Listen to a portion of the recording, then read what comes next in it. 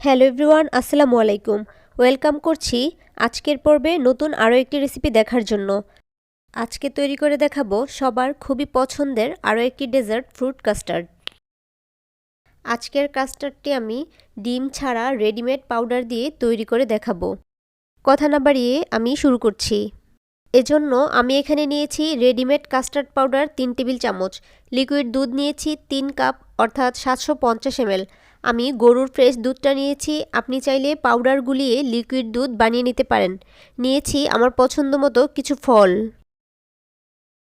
প্রথমে half cup দুধে 3 table চামচ কাস্টার্ড পাউডার গুলিয়ে নিব। দুধটা নর্মাল টেম্পারেচারে আছে, একটা হুইস্ক দিয়ে ভালোভাবে গুলিয়ে নিচ্ছি যেন কোনো ধরনের লাম্পস না থাকে।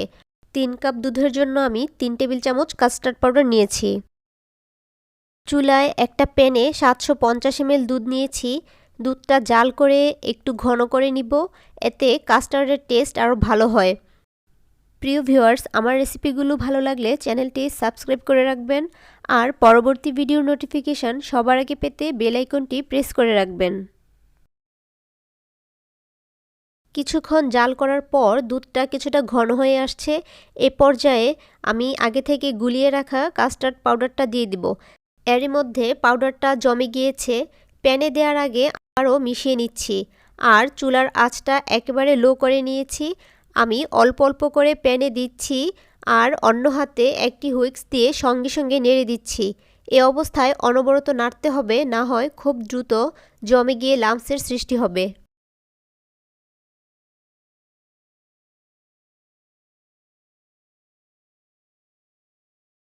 চিনি দিচ্ছি হাফ কাপ।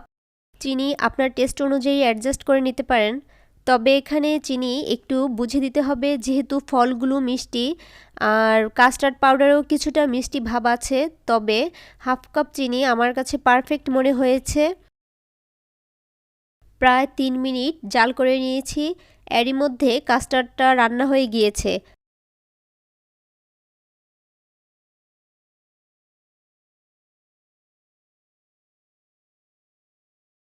আর কনসিস্টেন্সিটা কেমন হবে দেখে নিশ্চয়ই বুঝতে পারছেন। এটা ঠান্ডা হওয়ার পর আরও কিছুটা ঘন হয়ে আসবে। কাস্টার্ডটা সম্পূর্ণভাবে রান্না হয়ে গিয়েছে। চুলাটা অফ করে ঠান্ডা করে নিব। এভাবে নেড়ে ঠান্ডা করে নিতে হবে। এটা যদি আপনি ঠান্ডা হওয়ার জন্য ফ্যানের নিচে এভাবে রেখে দেন তাহলে কিন্তু মোটা সর পড়ে যাবে ওপরে, আর এই সরটা খাওয়ার সময় লাম্পসের মতো ফিল হবে, যা কিনা খেতে একদমই ভালো লাগবে না। কাস্টার্ডটা পুরোপুরি রুম টেম্পারেচারে চলে এসেছে। একটা মিক্সিং বোলে ঢেলে দিয়েছি।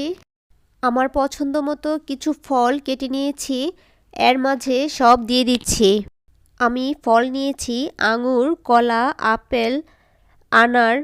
ফলগুলো খুব বেশি আগে কেটে রাখবেন না, তাহলে কালচে হয়ে যাবে। সার্ভ করার আগে কেটে মিশিয়ে নেবেন। আপনার পছন্দ মতো যে কোনো ধরনের ফল আপনি নিতে পারেন, তবে পানি ছাড়ে, যেমন আনারস, তরমুজ, কমলা, মাল্টা এ ধরনের ফল ব্যবহার না করাই ভালো। আম, পেঁপে, স্ট্রবেরি, ড্রাগন ফল এতে খুব ভালো যায়। আমি কিছু কাজু কুচি করে দিয়েছি। হালকা হাতে চামচ বা স্প্যাচুলা দিয়ে এভাবে মিশিয়ে নিতে হবে। একটা সার্ভিং ডিশে নিয়ে ওপর থেকে কিছু ফল দিয়ে ডেকোরেট করে নিয়েছি।